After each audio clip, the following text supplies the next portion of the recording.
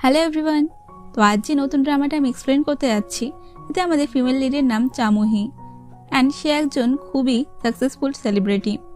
এই সময় সে একটি ইন্টারন্যাশনাল প্রজেক্টের শুটিংয়ের জন্য অ্যাব্রডে গিয়েছিল অ্যান্ড সেখানেই একটি শো করতে করতে সে একেবারে টপ পয়েন্টে পৌঁছে যায়।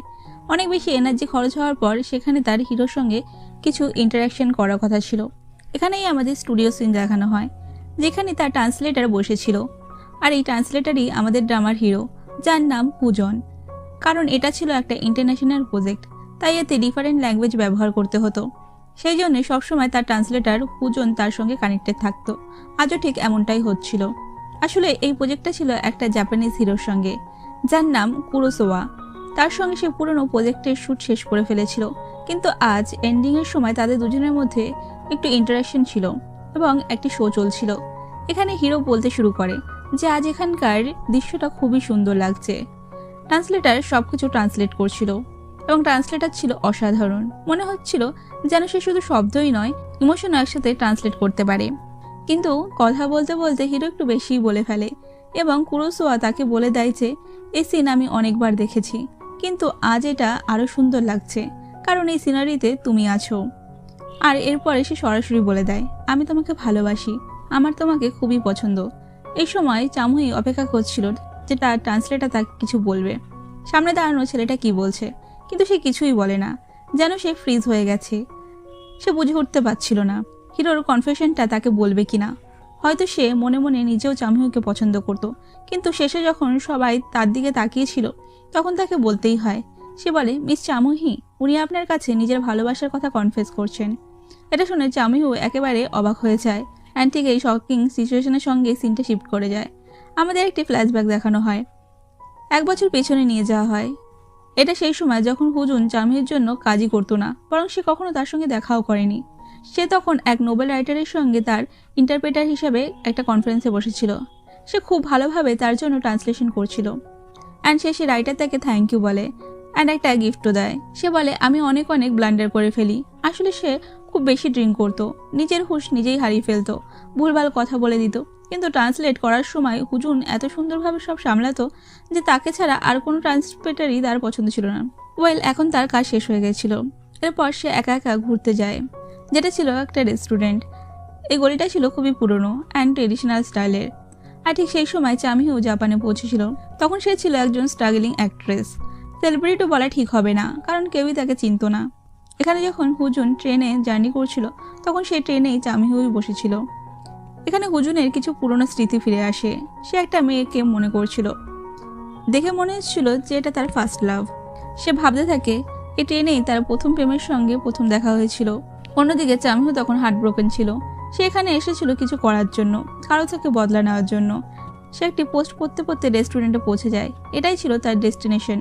এখানে তাকে খোঁজ নিতে হতো তার বয়ফ্রেন্ড যদি তার সঙ্গে ব্রেকআপ করে চলে যায়, তবে শেষ পর্যন্ত কোন মেয়ের জন্য।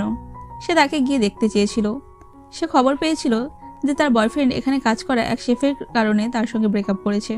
কিন্তু এখানে ল্যাঙ্গুয়েজ ব্যারিয়ার খুব বেশি ছিল, সে কিছুই বুঝতে পারছিল না। অ্যাপের মাধ্যমে কথা বলার চেষ্টা করছিল, কিন্তু অ্যাপও ঠিকমতো কাজ করছিল না। তার ভেতরের ইমোশন, তার ভঙ্গি কিছুই ঠিকভাবে ট্রান্সলেট করতে পারছিল না। সে রাগে অনেক কিছুই বলছিল, এমনকি একটা দুটো গালিও দিয়ে ফেলেছিল। তার মনে হচ্ছিল এখানে বসে থাকা কেউই তার ভাষা বুঝবে না। কিন্তু আসলে তার পাশে তখন আমাদের হিরো হুজন বসেছিল, তবে তার হাতে একটা অন্য ল্যাঙ্গুয়েজের বুক ছিল। সেটা দেখে মনে হচ্ছিল যে সে এখানকার নয়, বরং অন্য কোনো ভাষা পড়ছে। একটু পরে সে রিয়েলাইজ করে যে সেও কোরিয়ান।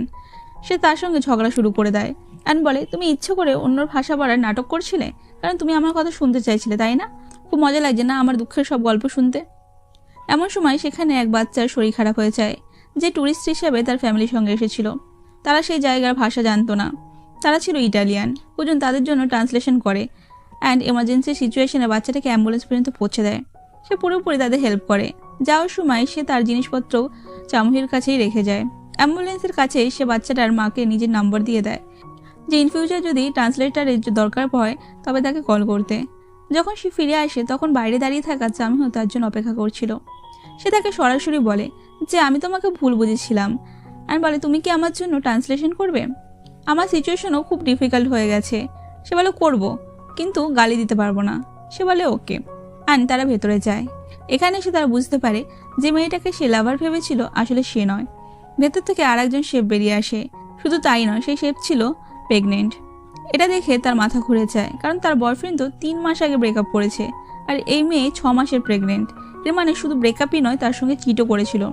রাগে সে কিছুই বলে না এবং সেখান থেকে পালিয়ে যায়।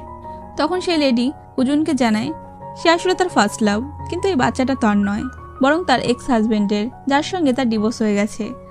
আর এই সময়টা তার জন্য খুবই কঠিন ছিল, যখন ওই ছেলেটি তাকে হেল্প করে। হুজুন বাইরে গিয়ে জামহুইকে সব বলে দেয়, যা হয়েছে সব কিছু। তোমার বয়ফ্রেন্ডের বাচ্চা নয় এটা, এখন তোমাদের ব্রেকআপ হয়ে গেছে, নিজেদের রাস্তা বদলে নাও।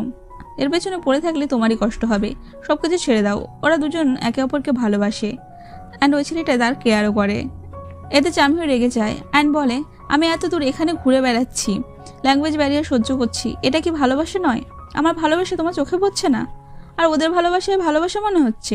আমার সঙ্গে আবার চলো, আমার আরও কিছু বলতে হবে। কিন্তু সে বলে, আমি জানি তুমি রাগ ছাড়বে, ওদের জিনিসপত্র ভেঙে ফেলবে, তার জন্য ট্রান্সলেটারই কি দরকার। কিন্তু সে বলে, না, আমি শান্তভাবে কথা বলতে চাই। তারপর সে তাকে ভেতরে নিয়ে যায় অ্যান্ড বলে, ওকে বলো যে সে নিজেকে বেচারি বানিয়ে সিম্প্যাথি গেম খেলে আমার বয়ফ্রেন্ডকে কেড়ে নিয়েছে। সে খুব কড়া শব্দ বলছিল, কিন্তু হুজুন সেগুলো ট্রান্সলেট করে না, বরং নরম করে তার কথা পৌঁছে দেয়। এবং প্রেগনেন্ট মেয়েটা খুব রেগে যায় অ্যান্ড বলে, আসলে তোমার বয়ফ্রেন্ড আর আমি একে অপরের ফার্স্ট লাভ। জাপানে পড়তে আসার সময় সে আমাকে ভালোবেসে ফেলে। এরপর আমার ফার্স্ট লাভ আমার কাছ থেকে কেড়ে নেওয়া হয়। বলে তার কোনো পরিবার নেই, তার শৈশব খুব কষ্টে কেটেছে এবং সে একজন হেরে যাওয়া মানুষ। এখানে এসে বোঝা যায় যে দোষ সে এই প্রেগনেন্ট লেডির উপর দিচ্ছিল, সে একই দোষ সে জামহির উপর দিচ্ছে অ্যান্ড সিম্প্যাথি গেম খেলছে। এখানে হুজুন ট্রান্সলেট করছিল, কিন্তু সে জানতো এতে জামহির মন ভেঙে যাবে। তখন জামহি তাকে থামিয়ে দেয় অ্যান্ড বলে, আমি বুঝে গেছি সে কি বলতে চায়, কোনো শব্দের দরকার নেই, ইমোশন পড়ে ফেলেছি, আমার ভয় হচ্ছে আমি ওর সামনে কেঁদে ফেলবো।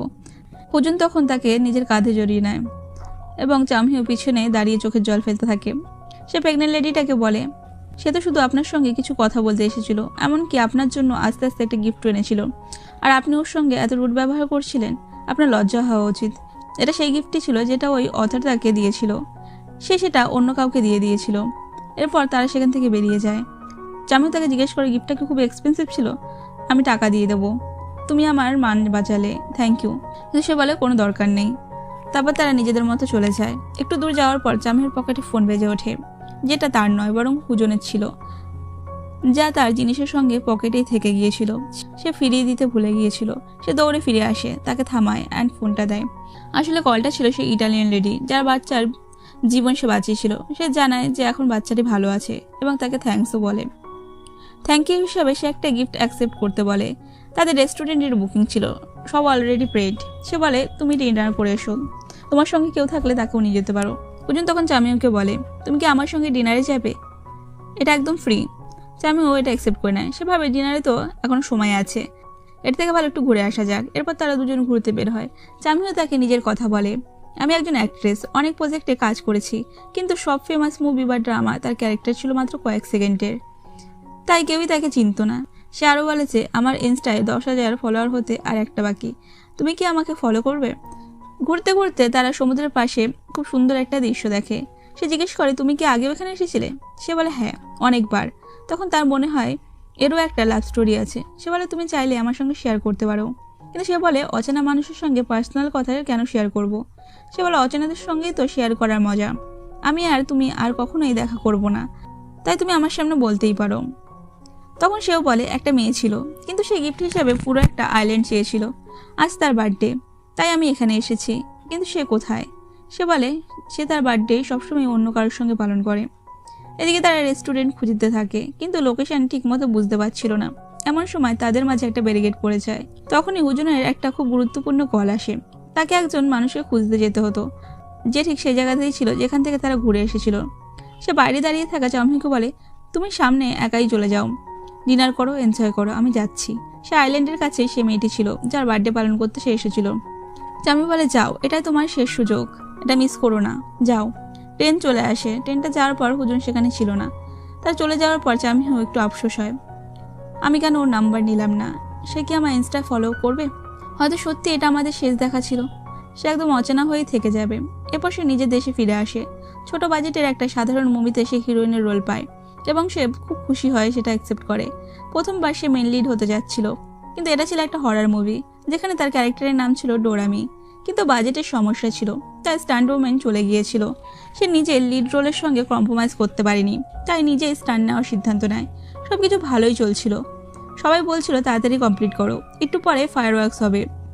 সে সিন শুট করে ফেলে, কিন্তু এরপর তার হার্নেস ভেঙে যায়। সে ছোট্ট একটা বিল্ডিং থেকে নিচে পড়ে যায়, সেটাও তার জন্য অনেক উঁচু ছিল। পড়তে তার চোখের সামনে ফায়ারওয়ার্কসের মতো দৃশ্য ভেসে ওঠে, মনে হয় যেন তার মৃত্যুর আনন্দে এগুলো হচ্ছে। এরপরে তার চোখ বন্ধ হয়ে যায়। এরপর তার চোখ খোলে হসপিটালের বেডে, যেখানে অনেক ডক্টর অ্যান্ড স্টাফ দাঁড়িয়ে ছিল। তারা তার জ্ঞান ফিরে আসার খুব খুশি হয়। সঙ্গে সঙ্গে মিডিয়ায় ব্রেকিং নিউজ শুরু হয়ে যায়। কোমায় ছিল যে ডোরামি, সে অনেক মাস পর জ্ঞান ফিরে পেয়েছে। সে শুধু কোরিয়াতেই নয়, অনেক দেশে ফেমাস হয়ে গেছিল, কারণ তার ডোরামি ক্যারেক্টার সবাই খুব পছন্দ করেছিল। সে সত্যি একজন সেলিব্রিটি হয়ে উঠেছিল। লিড অ্যাক্ট্রেস হওয়ার যে স্বপ্ন ছিল সবই পূরণ হয়ে গেছিল। চোখ বন্ধ করে খুলতেই সে সবকিছু পেয়ে গেছিল, যার জন্য এত বছর স্ট্রাগল করেছিল। তার মিডিয়াল ফলোয়ার ছিল, সবাই তার চারিপাশে। হাসপাতালের রুম গিফটে ভরে যায়। তার জ্ঞান ফিরে আসার খবর হুজুনও দেখছিল। আর এই সঙ্গেই এই পার্টটা শেষ হয়ে যায়। নেক্সট কি হবে দেখতে স্টে কানেক্টেড। Bye bye.